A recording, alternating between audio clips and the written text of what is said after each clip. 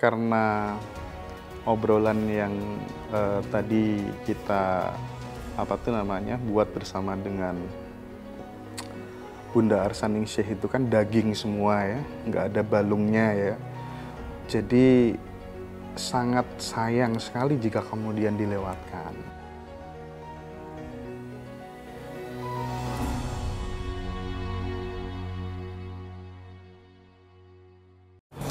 Ya, selamat pagi Bunda Arsaningsih. Selamat pagi Mas Indra. Terima kasih banyak, kita sudah diterima dengan sangat luar biasa. Iya, kita merasa tersanjung. Iya, awalnya teman-teman itu banyak yang minta saya berkunjung ke kediaman Bunda. Akhirnya kita kontakkan salah satu admin. Welcome banget, kita seneng, semangat langsung mundur ke sini. Iya. Kita ingin belajar sama Bunda Arsaningsih. Waduh, belajar ini. Sudah mentransformasikan nilai-nilai spiritualitas kehidupan secara universal kepada banyak sahabat-sahabat semuanya di media sosial.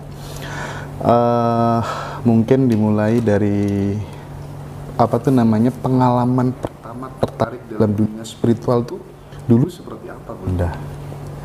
Ya, pengalaman pertama ya.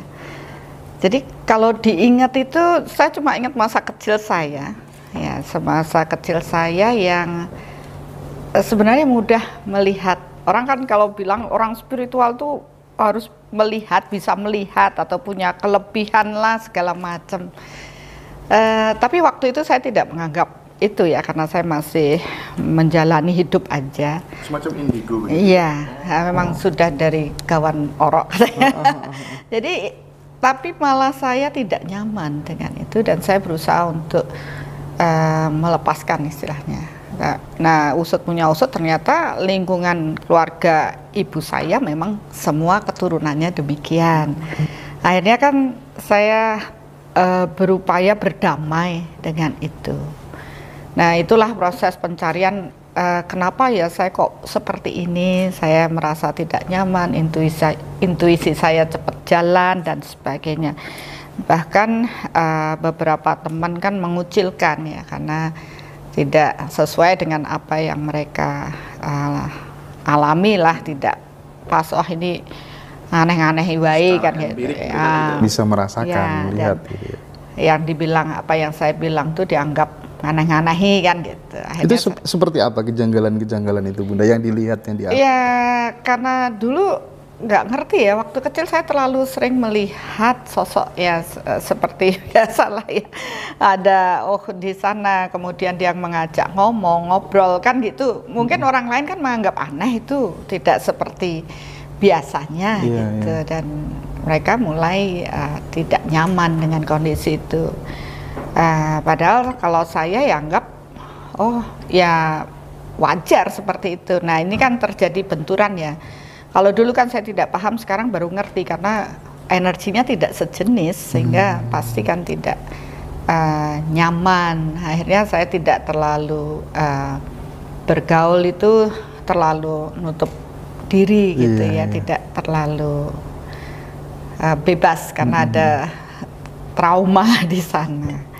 Itu aja. Nah, setelah mulai menjalani hidup, mulai ya istilahnya udah lebih dewasa ya, SMA, kemudian saya kuliah, masalah-masalah seperti itu masih ada. Bahkan dalam lingkungan keluarga sendiri banyak yang bilang, wah ini dukun tiban gitu.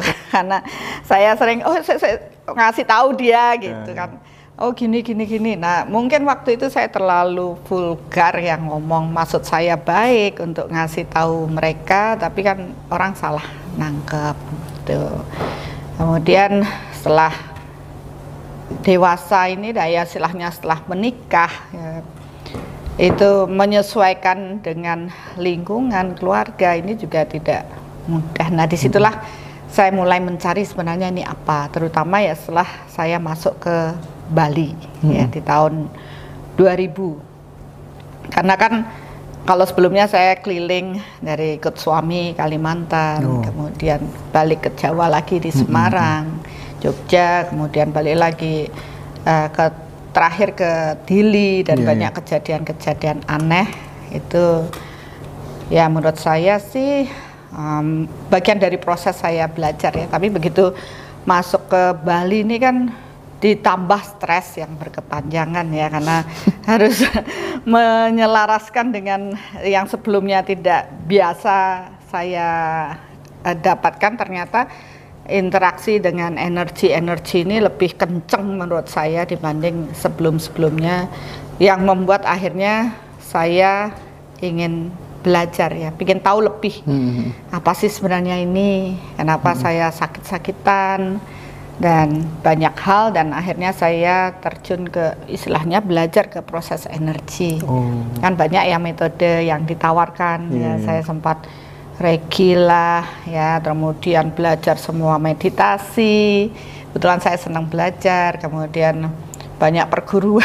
Di Bali ini kan banyak perguruannya gitu ya. Ikut ini belajar bahkan sampai keluar. Akhirnya saya karena saya sembuh dari sakit, akhirnya saya meniatkan saya menjadi seorang penyembuh secara energi. Saya lama di satu komunitas energi penyembuhan gitu, menjadi trainer buat mereka. Ya itu perjalanannya. Tapi begitu juga sudah di sana masih mikir lagi gitu ya. Jadi penyembuh itu kok nggak enak ya. Kok sering kesedot, sering lelah dan sebagainya, masih saya cari. Terus saya lihat juga pasien-pasien saya nih bolak-balik terus, Mas. Jadi nggak ada kok kayaknya dia itu bisa sehat dalam jangka waktu yang lama gitu ya. Harapan kita kan sehat itu paripurna ya. Jadi nggak bolak-balik, oke lah 2 minggu saya obati, dia datang lagi sakit lagi dengan kondisi, atau sebulan lagi. Kesehatannya tidak permanen ya, gitu tidak permanen. Dan saya mencari apa sih sebenarnya, ternyata dia tidak ikut aktif dalam mengelola dirinya untuk menjadi sehat. Jadi cenderungnya tuh gantung ke penyembuh gitu lah. Ya itu tergantung sama penyembuhnya. Jadi kemana-mana saya juga nggak bisa bebas, dikit-dikit ditelepon, ini saya sakit, ini tolong disembuhin dan sebagainya. Akhirnya ya saya mencari apa sih sebenarnya itu di tahun ya, perjalanan cukup panjang. Setelah 15 tahun jadi penyembuh, saya baru tergelitik mencari apa sih sebenarnya supaya orang itu bisa sehat tanpa harus tergantung pada penyembuh. Nah disitulah saya stroke yang kedua. Sepulang saya perjalanan waktu itu cukup panjang di India 1,5 bulan, kok malah stroke gitu ya. Orang kan bilang, oh dia pemeditasi loh, dia healer, dia ini kok malah stroke ya. Itu kan bikin saya down.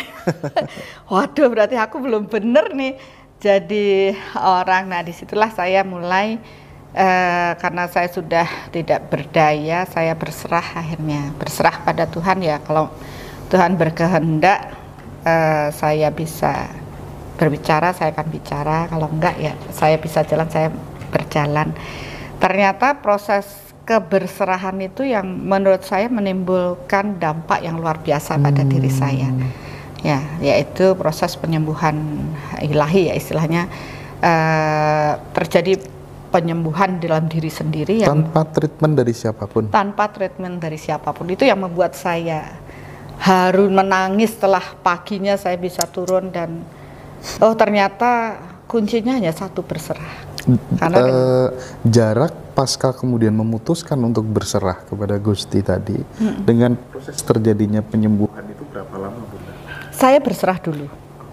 Ya, jadi sebelum proses berserah, karena saya tahu ini stroke saya yang kedua, ya pasti lebih buruk dong. Dokter juga bilang buruk, kebetulan suami saya dokter juga, semua sudah bilang ibu harus menerima ini kondisi yang tidak bisa berbicara, karena sudah cukup lama ya di terapi. Biasanya dokter tuh ada jangka waktu sekian lah, ini bisa bagus atau tidak. Nah di saat itulah saya udah berpikir, wah mulai muncul hal-hal yang saya koreksi dalam diri saya. Oh ternyata saya punya sombong. Karena saya seorang penyembuh, saya merasa pasti saya sehat aja. Ternyata saya bisa terpuruk dengan sakit yang seperti ini, dimana saya sudah tidak bisa berdaya, tidak berdaya sama sekali. Akhirnya dari situ saya meminta maaf pada Tuhan dan saya berserah gitu. di titik keberserahan yang menurut saya itu benar-benar saya sudah tidak mengharapkan apa-apa ya. Kalau memang ya saya jalani, bisa ya syukur saya jalani, tapi kan lebih meniatkan lebih dalam. Kalau dulu kan mungkin saya cuma ya wis lah, pokoknya saya nggak terlalu meniatkan proses berserah itu. Tapi begitu saya meniatkan, saya merasa energi mengalir dan saya nikmati, saya bersyukur, berterima kasih, dan akhirnya esok harinya sampai saya lupa ketiduran, besok harinya saya merasakan mujizat. Ya, mujizat bahwa saya bisa berjalan, saya bisa bicara, sampai saya keliling-keliling kamar itu lari-lari, saya nangis, saya sujud. Disitulah saya mulai merenung, oh saya nih terlalu sombong jadi orang, dan saya mulai memperbaiki diri. Jadi di situ awal proses kenapa saya sekarang mengusung mengenal jati diri. Karena tanpa saya sadari dalam menjalani hidup, saya masih banyak karakter buruk yang saya miliki walaupun orang melihat saya baik. Kan ini pencitraan berarti. Jadi penyembuh itu bagus. Oh, dibutuhkan banyak orang. Tapi kadang-kadang saya nggak menyadari itu bentuk kesombongan bahwa saya itu bisa nyembuhin orang. Apalagi orang dulu bilang saya sakti kan gitu. Lihat nembus gitu kata orang kan gitu. Tapi ya akhirnya saya menyadari oh bukan itu. Ternyata proses penyembuhan itu tidak semudah orang tuh bisa nyembuhin terus begini. Tapi ada proses menyelesaikan karma hutangnya dia, kemudian proses dia sendiri mengolah rasa. Jadi kenapa saya lebih banyak setelah proses itu saya berhenti menjadi penyembuh, saya keluar menjadi trainer penyembuhan. Ya karena saya malu juga sama murid-murid saya yang jadi penyembuh terus sombong-sombong juga, saya nggak becus jadi guru seperti itu. Saya keluar dan saya mulai merenung. Kebetulan ada perjalanan-perjalanan yang saya jalani setelah itu untuk mengenal diri saya lebih dalam, dan inti dari pengalaman itu ternyata proses berserah. Nah itu yang akhirnya karena saya mengalami berserah itu seperti apa, kemudian saya juga melihat proses orang yang berserah itu seperti apa, karena kan secara energi, secara kita melihat itu ada sesuatu yang berbeda ya. Berserah itu bukan hanya sekedar kata-kata. Ya, parameternya bahwa kemudian berserahnya sudah benar-benar totalitas lahir dan batin apa Bunda?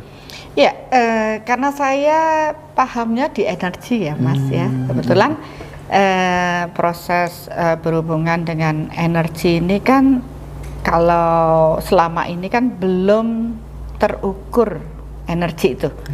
Dalam artian kalau si A melihat dengan daya batinnya lah, dia kan akan melihat itu sesuai dengan persepsinya saja. Si A akan melihat dengan begini, si B akan melihat dengan ini, walaupun barangnya sama. Kan itu yang sering terjadi ya kalau kita bermain di sana. Tapi setelah saya amati kalau seperti itu kan orang jadi bingung. Nanya si A dapat A, nanya si B dapat B. Betul. Padahal barangnya sama. Itu yang selama ini subjektif itu ya. Subjektif. Kebanyakan kan seperti itu karena ego masih menyisip masuk gitu. Akhirnya kan di situ saya melihat oh kalau orang itu berserah, artinya dia sudah tidak mengintervensi daripada objek ini. Tidak ada pikirannya tuh ikut masuk di sana. Karena saya kan pada saat saya berserah dengan proses itu, saya tidak ada keinginan untuk sembuh. Saya hanya proses menerima aja, ya Tuhan saya menerima. Saya tahu kok, karena saya penyembuh kan saya tahu, oh ini bakalan begini, susah ngomong, susah bergerak, aktivitas saya pasti akan begini-begini, kan itu sudah, karena energinya seperti itu.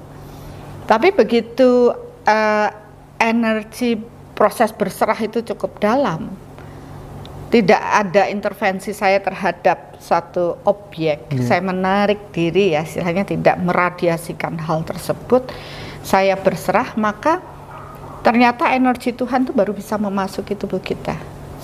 Ya, tidak ada ego, tidak ada keinginan, dan itu yang membuat saya haru. Dan ya memang saya sering, orang bilang, saya sering ngobrol gitu sama Tuhan, ya katakanlah gitu. Tapi kan orang bilang saya gila, kok sama Tuhan bisa ngomong gitu. Lah karena saya hanya selalu yang saya lakukan gitu, Tuhan apa sih yang harus saya lakukan? Berserah. Nah itulah kunci, berserah itulah yang harus saya amati. Ternyata Tuhan itu tidak begitu saja ngasih semua detail gitu, enggak. Tapi saya harus mencari sendiri rasa itu, rasa berserah itu kayak apa.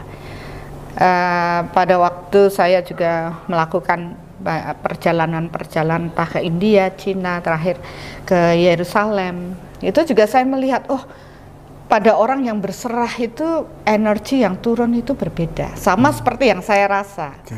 Oh seperti itu ya. Oh kok saya dulu juga rasanya seperti itu. Kan kita satu pertama saya merasakan, saya berubah kan gitu. Kedua saya nanya, kayak apa sih rasanya berserah itu yang sesungguhnya? Jawabannya kan saya sudah mengalami, kamu sudah mengalami sehingga terjadi perubahan.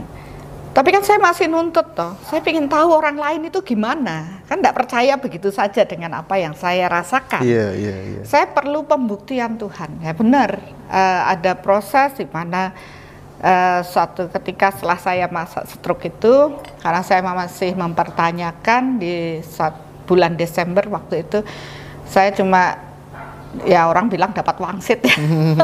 Pergi kamu ke Yerusalem gitu.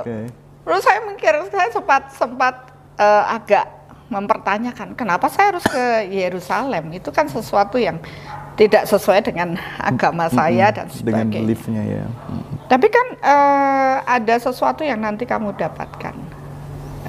Bahkan itu sampai bulannya pun dikasih tahu di bulan Februari gitu. Nah, saya mikir ini Desember, Februari cepet banget, belum macem-macem kan, visa lah macem, gak mungkin lah Tuhan gitu.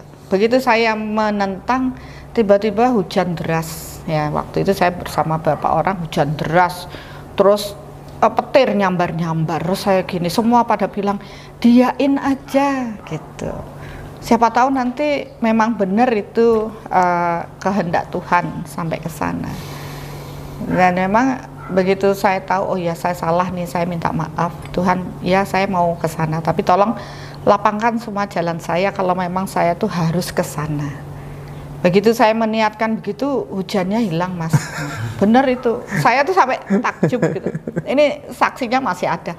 Terus hujannya hilang, terus habis itu tiba-tiba tuh ada pelangi. Karena kita ada di lantai 2. Oh, ada pelangi, berarti bener ini. Dulu saya masih dipanggil ibu guru kan, istilahnya guru penyembuhan gitu. Berarti bener ini. Gitu. Nah, ya saya setengah hati waktu itu jalani, tapi ternyata ya perjalanan itulah yang menunjukkan saya bahwa seperti itu loh orang berserah.